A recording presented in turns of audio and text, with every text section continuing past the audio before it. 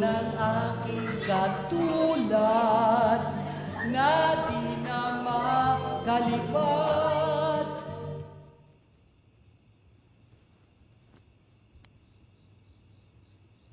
Ang pangalan po ng nanay ko, si Nanay Teresa. Ako po si Teresa Aquino, asawa ni Miguel Aquino. Lagi po akong binubugbog ng asawa ko. Ang tatay ko naman po, si Tatay Miguel Sr. Ako po si Miguel Aquino. Kailangan po ako ng anak ko. Kailangan ko rin po yung anak ko. Happy birthday!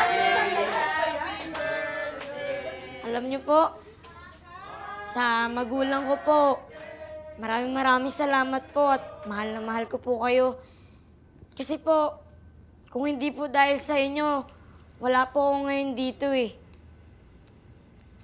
Alam ko may kakulangan ako, pero hindi po sapat yun para iwalay niyo sa akin yung anak ko dahil mas magkakaroon po siya ng kinabukasan sa akin.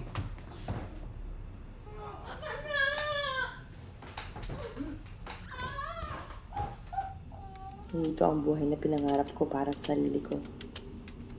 Lalo na sa anak ko.